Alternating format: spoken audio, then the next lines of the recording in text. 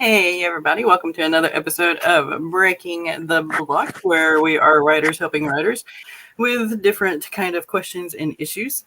And a friendly reminder, if you have a question, make sure to put like a little cue or something like that at the beginning of your question so it'll be easier for me to catch just in case we get all chatty in the chats. So I will let my wonderful co-host introduce themselves and we will get started. Laura, you want to go first? Let me I suppose. Don't sound so excited. Jeez. All my books are in my closet. Hi. I am Laura Nettles. I am the author of the horror collection Tiny Shivers. I have about 33 short stories, jabbles, and flashes published in anthologies, magazines, and podcasts, like the No Sleep podcast. It was fun. And I am working on a vampire romance and a scammer romance, and I'm just everywhere. So, yeah. That's funny. That's me. Hello, everyone. I am Skye. I'm a fantasy author who typically writes paranormal romance under the name S.D. Haggis, and I am really tired because I have been awake all night. I streamed last night and then never went to bed, so I'm here. That's about it. Oh, dear. Yeah, I am so sorry that you've been awake so long, but I greatly appreciate you being here. It's my own fault. I was playing with OBS. That would do it. That would be an all-nighter right there. It was. Yeah. So I have everybody's links in the description box, but I have also shared your websites and channels in the chat. So that in case Facebook does its thing and doesn't show the description, people can still find it over there. Maybe.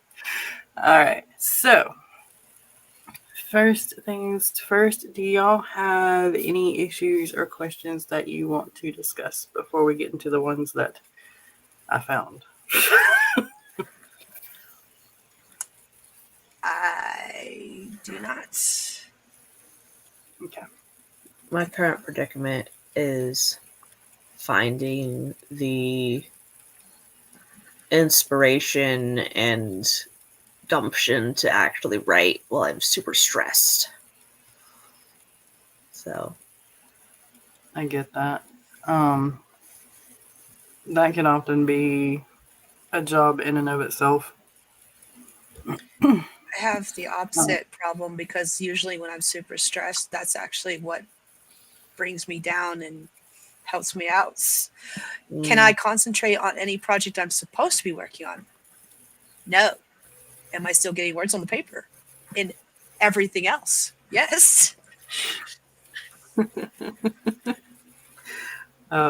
Honestly, that's how my husband wants to keep me pristine came about, because I was very stressed and I needed a distraction.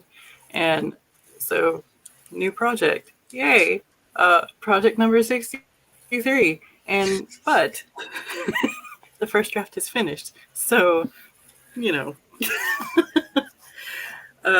You found the mythical unicorn then, because nothing I've written lately is finished. I told myself, I'm like, look, if you're not going to be able to leave this alone, you're going to have to finish it. So I finished it. But on the other side of the coin, there have been several months in the past where I haven't been able to write because of stress. Mm-hmm. And the only thing I could find that helped was right before I sat down to try to write, I would just clear my mind.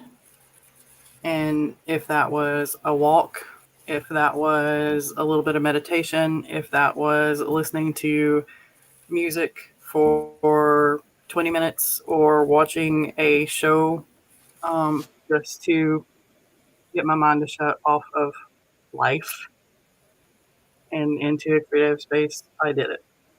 So I don't know if that might help. So yeah. I shall attempt to endeavor. All right. And don't be hard on yourself, because that's gonna add to it. I think sometimes too, there are just times when you can't write, and maybe it's better to try to focus on other things that are not related to writing, whether that's another hobby or just taking a break and resting for a while too. Because sometimes when you do that, the writing comes when you least expect it. Mm-hmm. I have been having an inkling of maybe I could draw. Okay. And that's still being creative. Mm-hmm. Very much so. Because I wouldn't be able to do that. I can barely do stick figures, and the lines are crooked.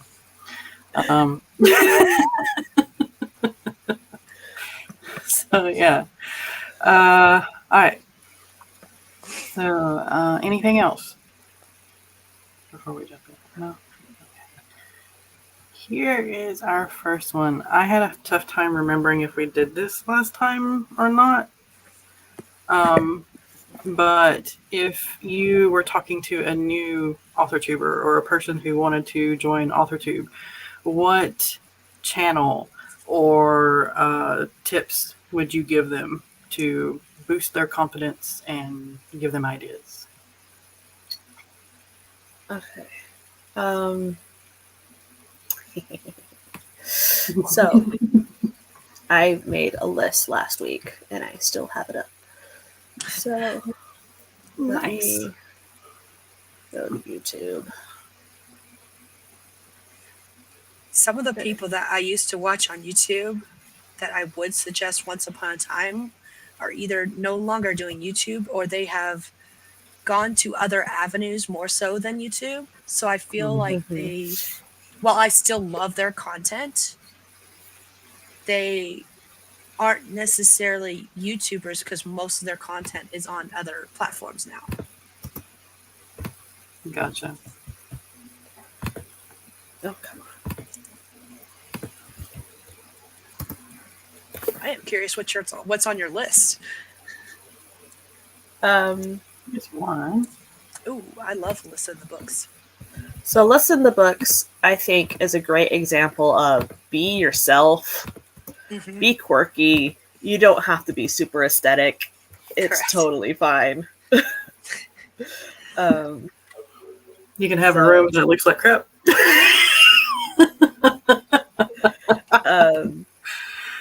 And she's very inspirational on how much she gets done. Yeah. So. I've been watching some of her vlogs lately where she's not getting as much done and she seems to be beating herself up. And I'm just like, girl, look at how much you have gotten done, even when you're in these low points. Like, stop it. Yeah. Yeah. So she is a hoot and a half. I love her. Nice. Yeah, and so she also does dictation for first drafts. So if you want to see that process on how to get out a first draft of dictation, highly recommend. And she had a couple of videos that actually went into detail about her process and how she does dictation, which I thought was really interesting. Okay. That'd be cool. Yeah. All right. Cody the Writer is a newer channel, and he is also hilarious and does live streams for writing. I think he does a live stream every Wednesday, like once a week usually is what it was, at least. And he's a guy, so that's different for AuthorTube. And through him, I found a bunch of other AuthorTubers because they would be on his live stream. So I found Taylor and Wright, Alyssa in the books is usually a co-host. There's also Brielle and Andy Sayers. Mhm. I think I pronounced that right. Becca Tobar. There's like a whole plethora. There's a whole slew of them. Yeah. And Cody, the writer, actually just celebrated either beginning of March or beginning of February, one of the two, his 1-year anniversary on AuthorTube. Mm-hmm. And his book comes out in a couple of months. Nice. So, yeah. It's called the Ghostwriters Club. Okay. Morning, Stephanie. All right, and then this one. And Taylor Ann Wright is also a author-tuber who does vlogs and live streams. And her live streams are also a hoot and a half. So I love them. I don't think any of these people really do tips, except maybe Alyssa. Yeah, I don't really like, the only person who does tips that I've watched recently is like Duncan. Kieran Westwood is really good. Let me find Kieran really quick. Okay. This guy. I don't know Kieran or Duncan. Those names do not sound familiar to me. So Kieran does a lot of short stories. And here we go. Okay. So he has 31,000 subscribers. So he is a bigger channel, but I don't really hear many people talking about him.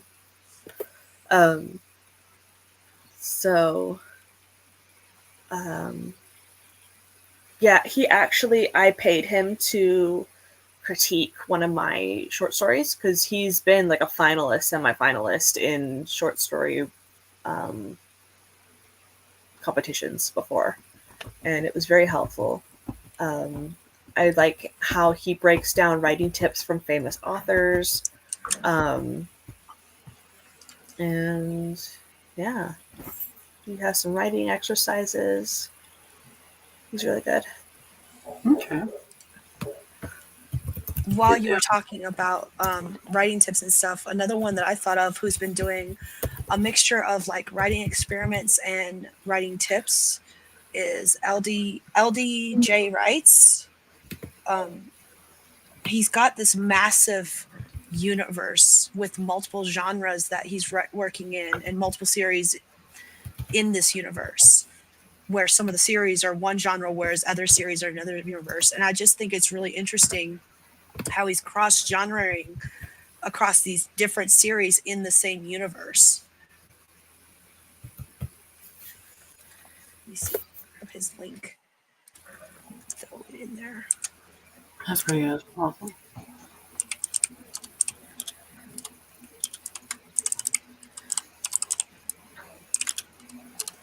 Okay. So Carl Duncan is it's him and his cat. Oh, I do know him. I feel stupid. No, it's fine. The moment you said him and his cat, I was like, I know who that is. Yeah. So he keeps popping up on my feed. It's like, might as well watch. So yeah. Gives lots of writing advice. You don't have to take it all, but it's there. Nice. And there's LDJ. I'm trying to think of Meredith E. Phillips is another one. I really enjoy her videos. And she does some tips and stuff, especially like if you're wanting to go like the traditional path. All she's doing is talking about her own journey with querying and stuff like that. But some of the things that she talks about with her own journey,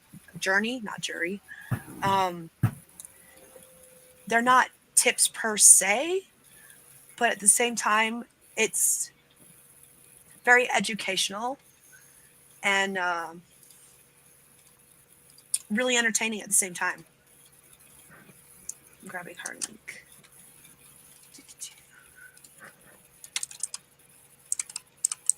This is what I get for trying to talk and type at the same time. You're all good. These are actually like new to me people. So Note to self: that's one day, awesome. just like show off our subscribers list and see who are that no one else is. Right? If That's you gonna be the breaking the block session. We're just gonna share our subscriber list. Be like, are you subscribed to such and such? Their videos are great. if you want one like that, Dami S, she is amazing. She has a traditional book deal, and her Discord is popping. It's amazing. So I'm in, and you can find other author tubers in there that you can collab with and live stream with. And there are beta reader sections where you can offer that kind of thing and read that kind of thing. And there's query letter critiques. There are just general chit chat.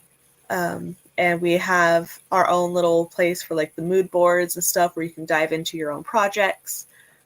So it's really fun. Nice.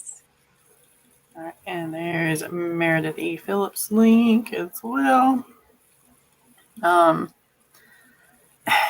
As far as people I would recommend, like Skye said, a lot of the people that I started watching are no longer here in the AuthorTube community, or they are moved to like more marketing their stuff than anything else. So I would say Bethany adds. No, I'm not going to try to say. Atazada.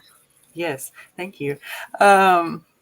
For like moms who write kind of thing, that would be an awesome channel. She's starting to do videos again, and until this next one is born, I think. Or no, it's already been born. I think they are born.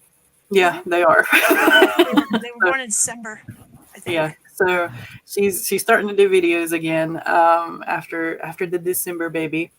Another one is Abby Emmons. She does amazing writerly tips and some publishing tips. And I'll do the links as soon as I'm through talking because I can't do two things at once today. And another one would be the Creative Pen. Again, good writing tips. As far as making videos and stuff, just hang out in AuthorTube. That's the best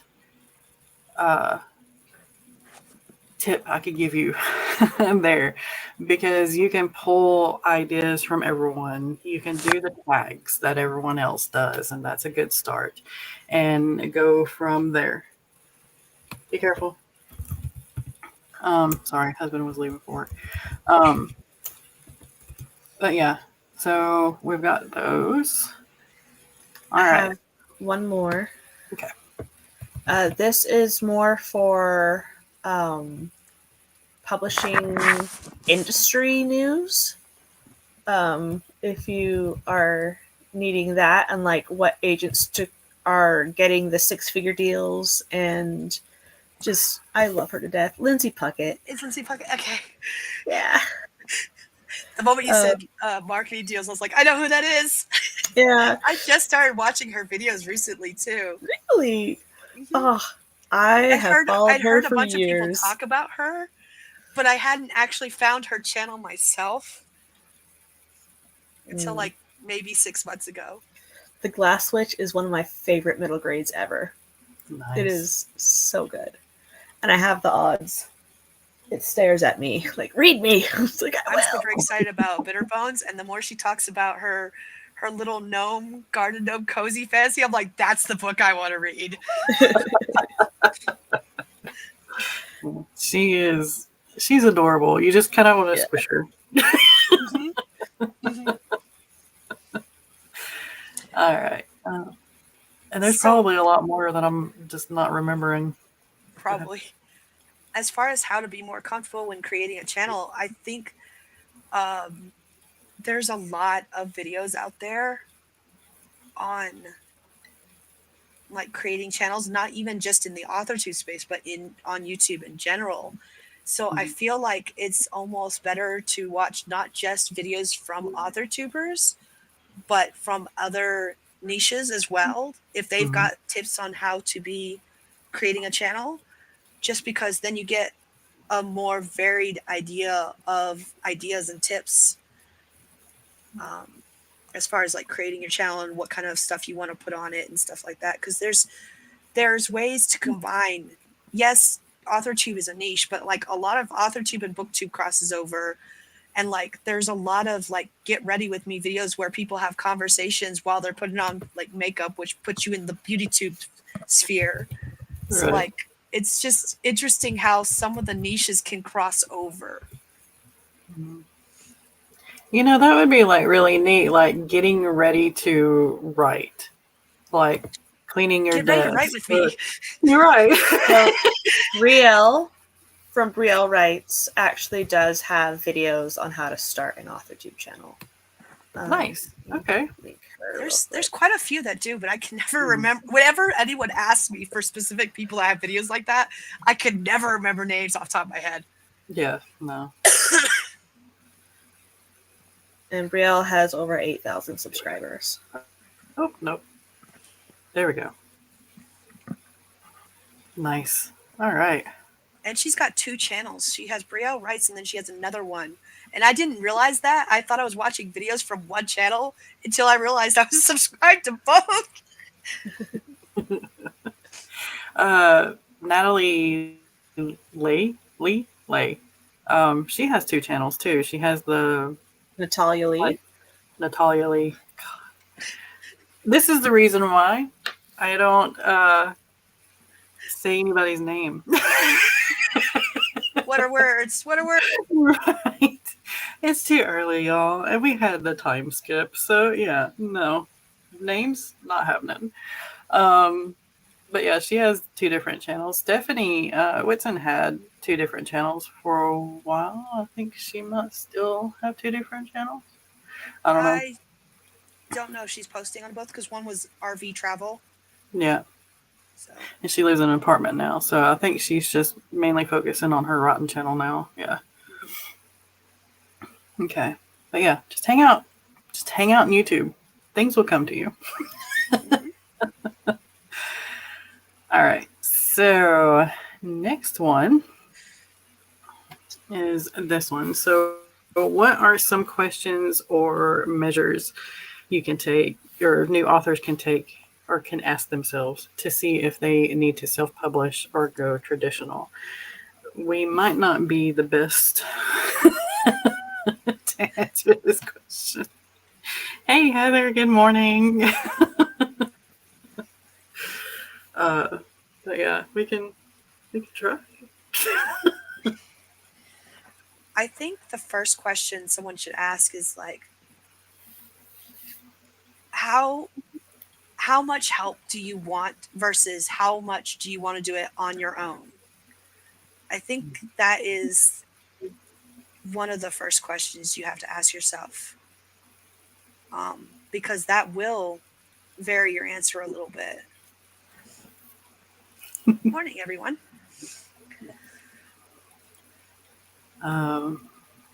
Yeah, because if you do like me, because I wanted to be a hybrid publisher, and I still, if something falls in my lap, I still might go with traditional on a couple of books, but I queried for like a year and I didn't get anywhere. I didn't get any traction. So I just decided I would self-publish everything. So there's that. You can set yourself a time limit if you want to get all the feedback that you can with querying and all that good stuff. And then self-publish if publishers aren't interested in your book. Like if it's just outside of the traditional genre norms or whatever, and that's the reason why publishers aren't picking it up, and that's what they tell you, just go ahead and self-publish. Because somebody will read your book.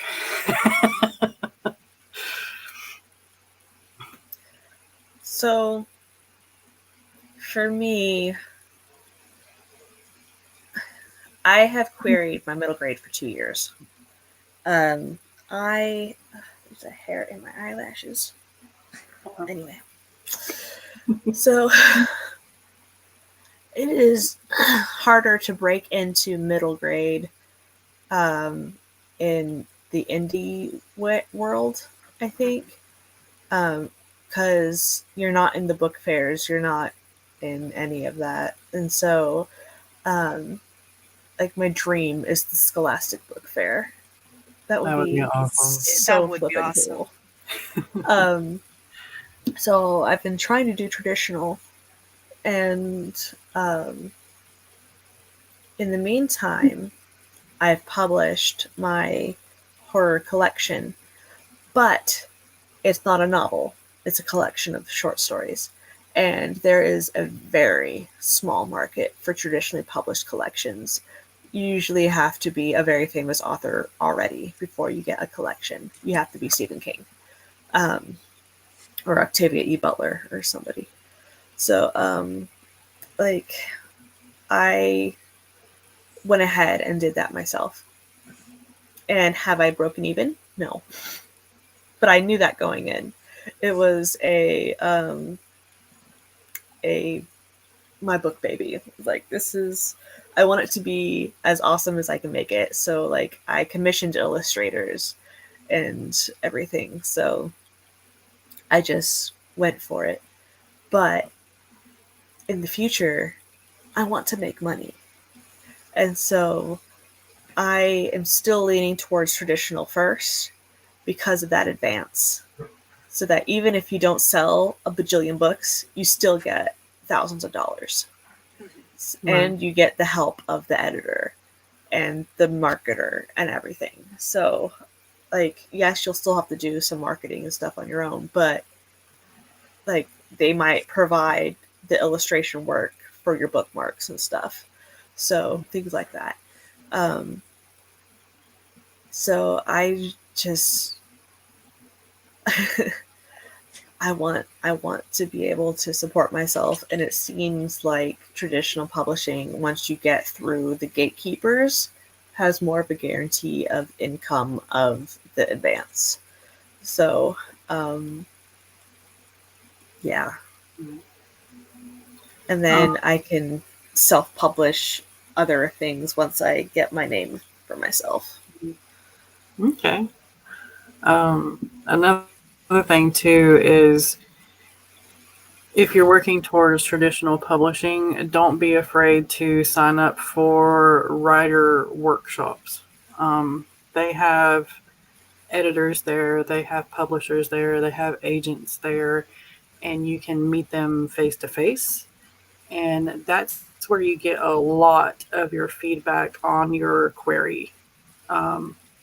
Because they'll tell you, if it actually piqued their interest here, but then you lost them here, or something to that nature. And they also tell you, hey, this is out of genre norm, and you're probably not going to get anything like that. Write another book and get it traditionally published before you try to publish this one, or something like that. They give you their opinions, and you might be able to work with that and actually get traditionally published. Maybe not with that first book, but maybe with your second, or something like that. Whatever they say. I know this weekend was the Carolina Writing Workshop. It happens in Charlotte and Raleigh, the second weekend in March, usually. Sometimes it's the first weekend in March. And it's very helpful. I met 4 different agents last year, and I got the feedback, and I was querying Capture the Empress. So, yeah, I think it made Capture the Empress pretty good. It had another point and it ran away. Oh no, I'm sorry. Oh yeah. So I currently have 3 different projects that I want to work on. So I have the vampire romance, I have my scammer romance, and I have my A Study in Demonology Dark Academia throuple polyamory book. And so I'm like, there are 3 different audiences here, because the scammer romance has some taboo in it that makes it go against Amazon's service guidelines, whatever. There are lots of books on there that have this kink in it, but I don't want to get taken down. So it's like, I might as well not go that route. So I'm looking into doing like a post a chapter type of thing on Ream, because Ream is much more open for the romance stuffs. So I might go that route just to get some more immediate income, because it's like a Patreon where you post chapters, but it doesn't have those terms of service. And then I want to do my vampire romance, but it feels more like a self-published book because it is male, and I'm not a dude. And so it's harder to get traditional book deals. Like, the only traditional book deals I've seen of that lately have been picking up self-published books and re-publishing them. Yeah. So it's like, I've been seeing a lot of that across various genres, honestly, with the traditional publishers coming in and publishing self-pub self-published books. Mm-hmm. Because So so like this book series was originally self-published and then got repackaged. Okay. But then like this one is Tor, so like, I don't know. So who knows? But that one feels more self-published. But then my Dark Academia definitely feels traditional. Like, this is up the aisle of people who love S.T. Gibson, who was picked up traditionally after self-publishing, but has gone bonkers in popularity. So it might be more appealing to traditional publishers that way. So, yeah.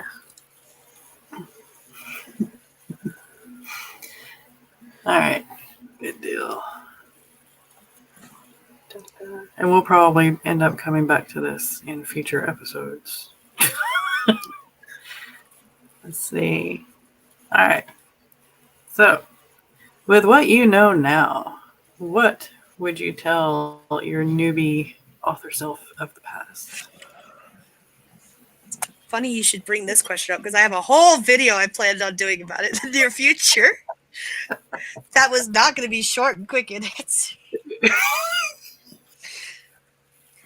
I'm with Catpaw real quick. Going back to the previous question, Tor would be actually Tor or Da would be my dream publication. Yeah, or But I don't write the style that they are looking for in fantasy. I don't. The language I use in my books is definitely more YA than like epic. Tor, and I think it's Bloomsbury, Mm-hmm. and Orbit.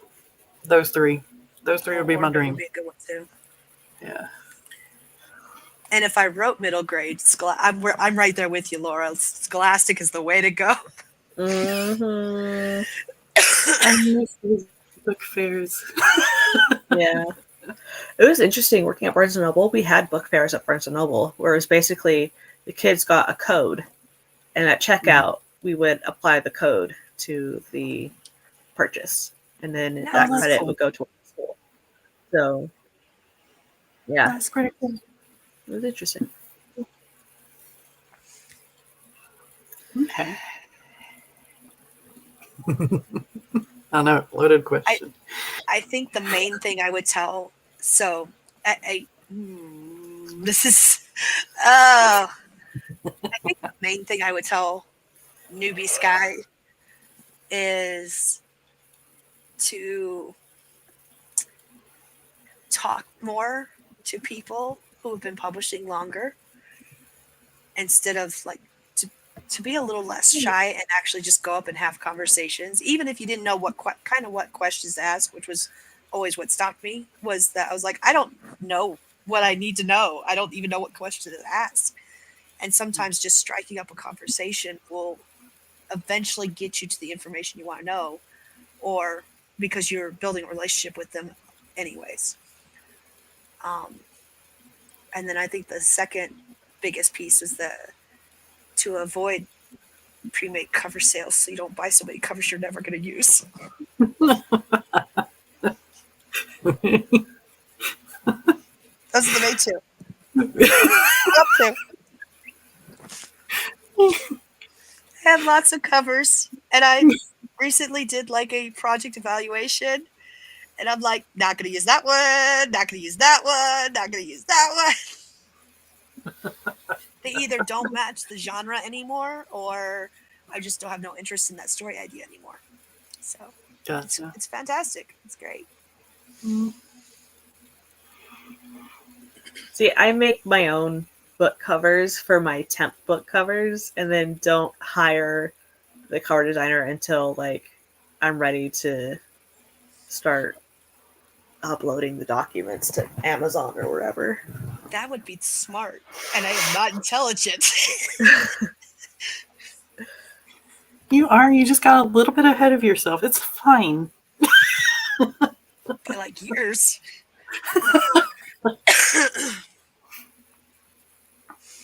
Oh. It's okay, Eva. I will make sure to message everybody in the chat. Or personally message you. It's okay.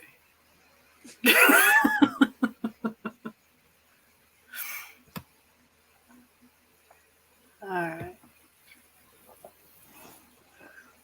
Laura, what would you tell yourself?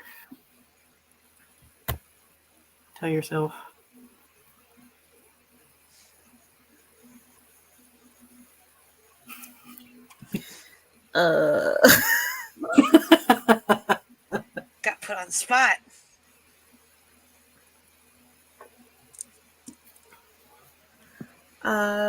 Probably that. Oh my gosh, it just flew out of my head.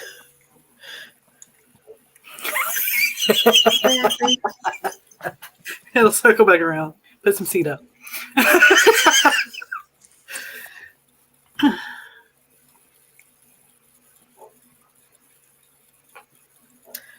Yeah. When reading craft books, do the exercises in them. They definitely do help. And that's how I discovered flash fiction, which changed my life. So, yeah, do the exercises. Don't just read it. Okay. I guess that would be my advice. Okay. If I were to talk to my past self, it would be don't wait. Get started now. Because this whole waiting until you're 40 to publish a book, no. Should have happened 20 years ago. And second is kind of like a don't wait thing. Don't sit on your ideas too long, because I sit on this breaking the block idea for 3 years, I guess. So yeah, just do it. Just do it. Yes, Emperor Palpatine. Eva says vanity presses aren't the only way anymore. Look into self-publishing, and remember, Trad wants you to idolize them. Yes. Mm-hmm. Hey, good morning, Cammie. I would tell myself that fan fiction is writing. Yes, it is. And you can change the character names when you want to turn the chapters into a full story. Perfect. I like that.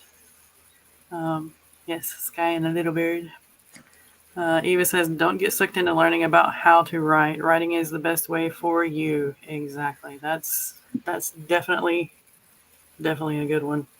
And if you feel like you have to watch all the tips and tricks and everything, still make it yours, because you're not going to be like anybody else.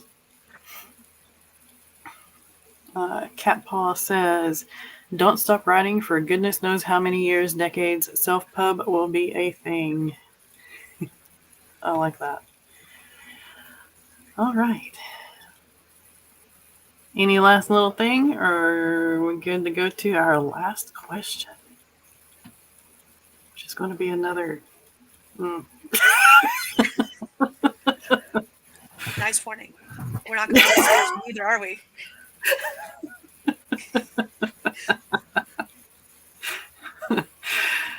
All right. So, how much jargon / colloquialism / dialect is too much in your fiction? Or is there such a thing? I should have added that. I honestly have no idea, because I'm one of those people that every once in a while I see a post that's talking about the mixture across generations of different jargon and colloquialism. And I don't recognize what is from what generation. So I'm one of those people that mixes it up anyways. Yep. I have no idea what's too much, or if there's such a thing. Yeah.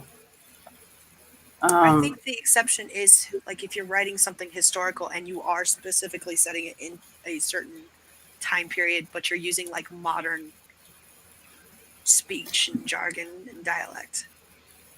Yeah, that could be. Yeah. I actually DNF'd a book, I do believe, because it was doing too much of that.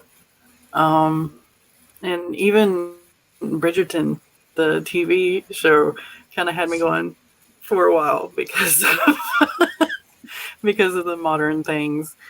So yeah. So for jargon, like scientific terms and stuff like that, as long as there's context clues, I'm usually okay. Sometimes I will look up the word while I'm reading. But if it's words that the main character that this is through the POV would use, I think it's okay. So, yeah. As far as colloquialisms, like, are we talking about like phrases specific to a certain region? Yeah, that or certain like gamer terms kind of thing, which can be considered jargon too, but they're the memes that they might not know. Okay. It depends on how quickly you want your story to age and show its age.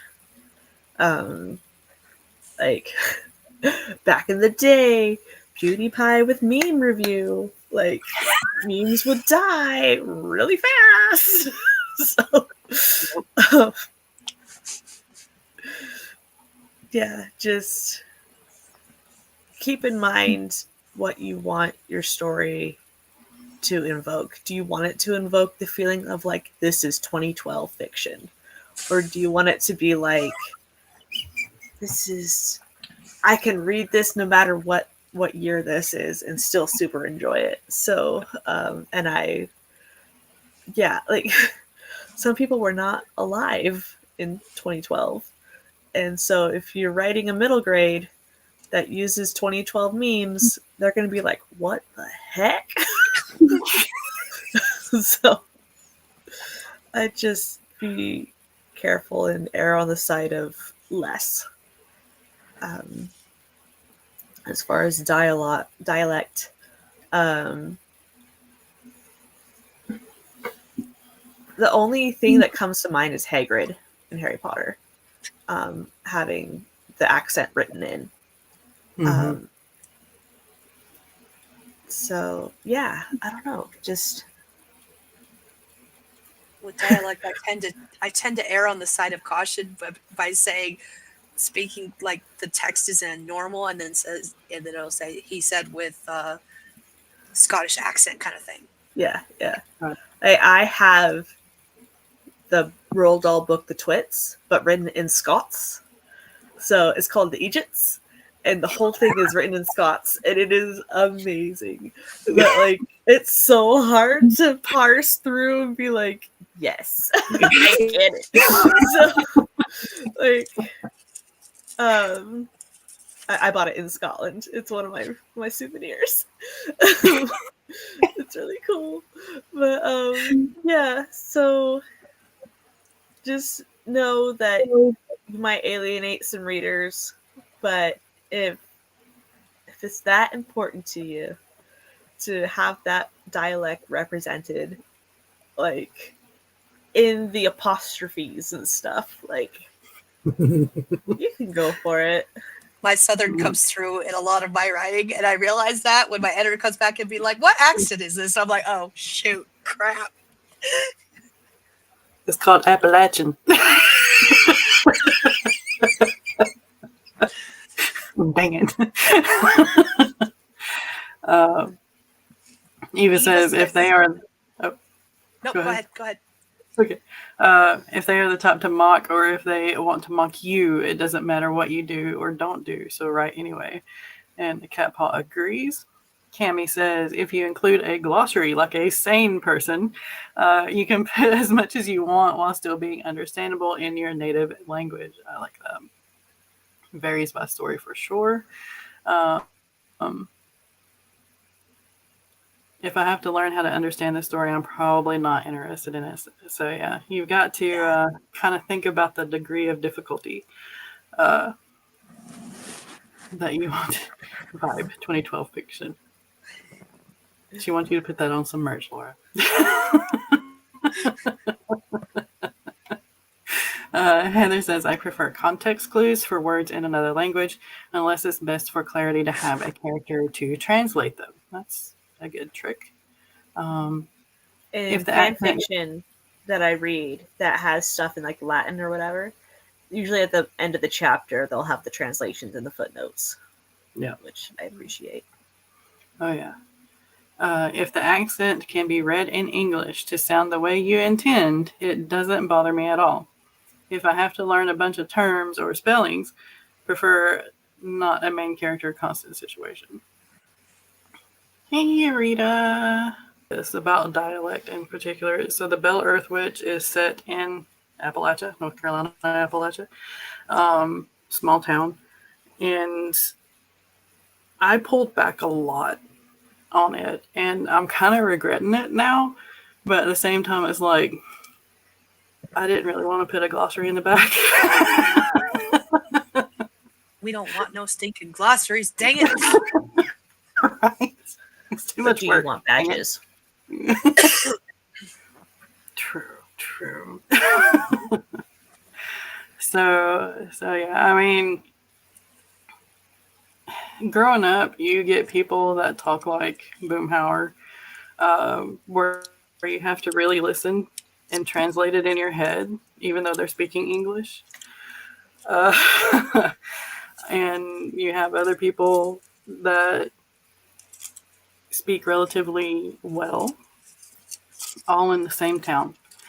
So if you want it to be real, like if you're doing urban fantasy or modern or something like that, just kind of keep that in mind, how different people come to different places, and you're going to hear a whole bunch of different things and how they speak.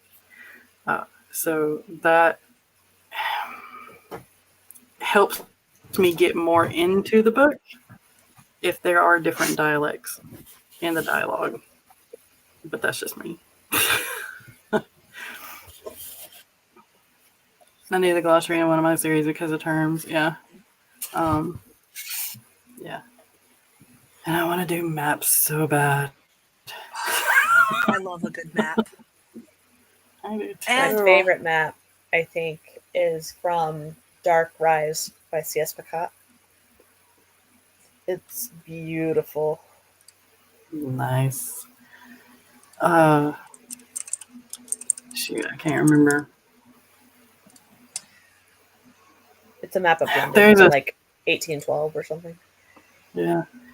There is a store that's usually at the Renaissance fairs that, or a vendor, I should say, that does maps, and it's like their own parchment paper, and it is absolutely gorgeous. And I'm like, I want to hire you whenever I have $1,000 to hire you.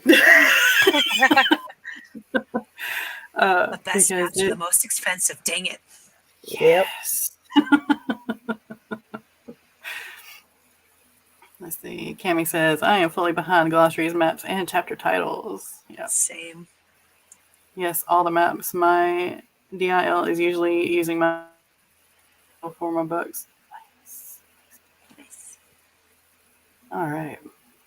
The other thing I like almost as much as maps is, especially if you have a shared universe, and the only series I've ever seen this with is the Valdemar series.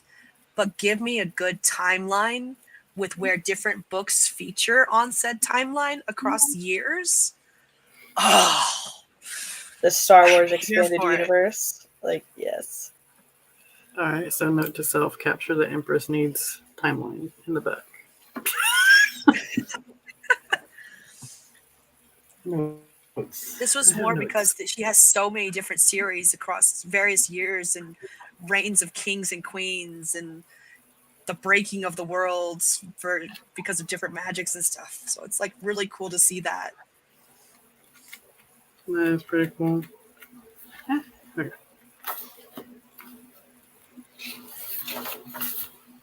Timelines and maps.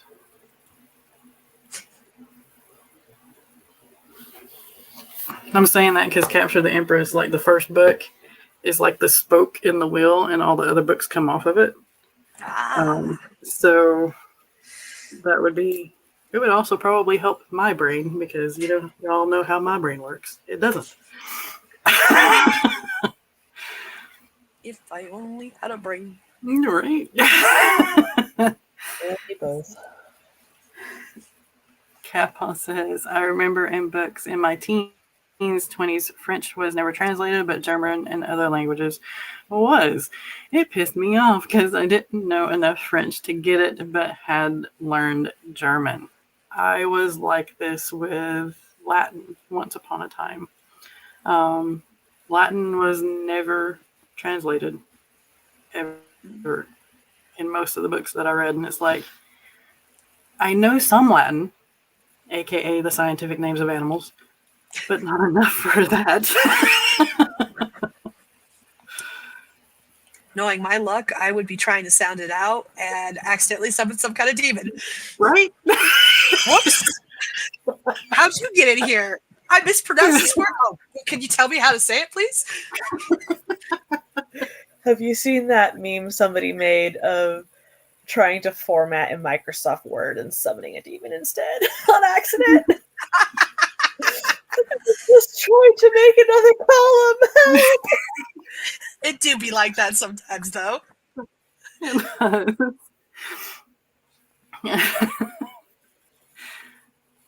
see. Cami says cartography is so crazy. It can be as simple as some scribbles representing mountains on a. She frozen for you? Thank you. Let's see. Our words matter. Be kind to yourself. I know. Cami's like, most of us know how I am about needing that family tree. I've recently decided that once I have some work actually under my belt and can start publishing, there will need to be family trees. Yeah. As long as we branch. Sorry, what? Family trees? Yeah. Yeah. Yeah. I mean, I don't think I've read a lot of books with family trees recently. mine is for my adult sci-fi duology. Nice.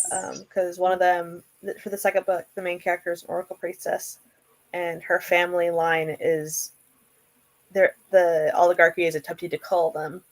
So it's like, who is a part of which secret society, who's dead, who's next in line, and where's the main character and all that. Nice. Yes, this right here. Ancestry allows you to make trees for free. And you can even use like actors or actresses photos for like your characters and stuff if you have pulled those or have somebody in mind. So yeah. Cammy says, I've worked hard to make sure there are many branches and forks on my trees and nobody is stuck on a ladder. That's good. I've seen some pretty straight trees in my lifetime. Some of them are wreaths.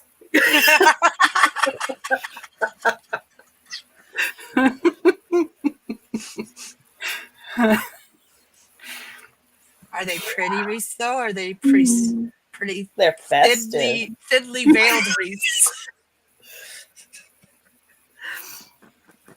Festive with all the glittery balls. Oh my god. Yes. I am my own grandpa. That's I've seen some come close to that. So yeah, it happens in real life. It's not just a joke, and it's scary. So scary. All right. Anything else that we want to talk about before we head out? Anybody got any questions in the chat?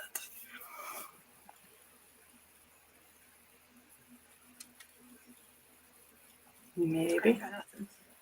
Nothing. Okay. What's your favorite book you've read recently? So, I've been reading a lot of manga, if that counts. And Yes. Apothecary Diaries is... Apothecary Diaries. I love it. I'm like waiting every Friday for the episode to drop, y'all. I mean, I've never done that with a show since, I don't know, I was a kid. So if that tells you anything. Yeah, it's very good.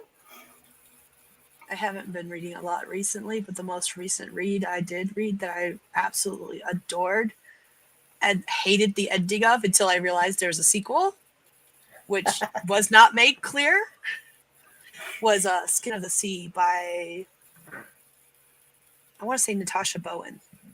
Yeah. That might be wrong. Now I gotta double check. Sorry, I had to look.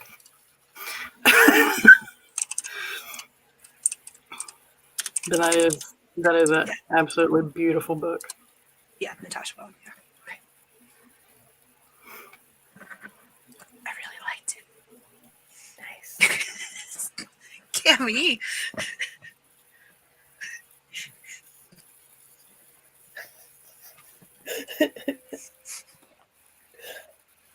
Well. So, Google search is good for some things. Just be careful not to go and click off of the border option.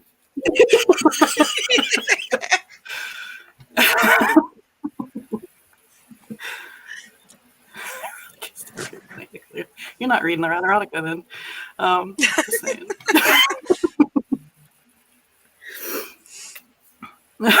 All right. See, when Laura, a what's mommy your and favorite a book? daddy love each other very much, and they make a sacrifice to the Cabbage Patch gods. Then a stork brings a baby wrapped in cloth. Mm-hmm. Yeah. But you gotta leave some coins out for the stork, kind of like the Tooth Fairy. I paid for you.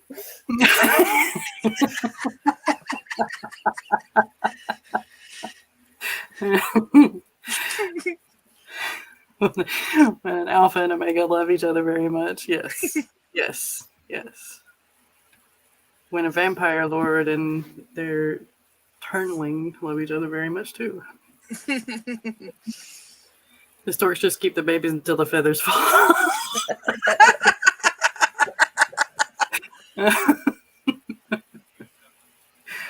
All right. Okay. On the feather falling off note, y'all want to do your outros and we'll let each other go? I am Lauren Nettles, the author of a collection called Tiny Shivers. It is 101 stories in there.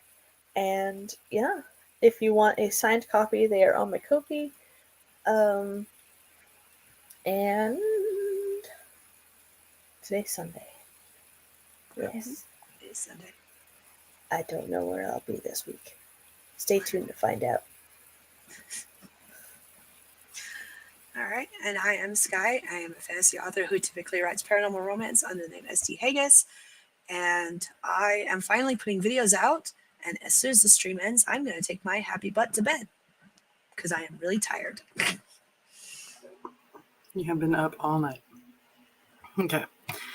I am writer Sam Wicker, and we will be here next weekend, either on this channel or on one of my lovely co-hosts' channel, depending on what happens. And I will hopefully be putting out a video this week if I can get my video editing software to submit and work for me. So look forward to that. And if I can't get it to submit, then it'll probably be a live stream where I just chat and talk at you. So we will see y'all next Sunday. Bye. Bye-bye.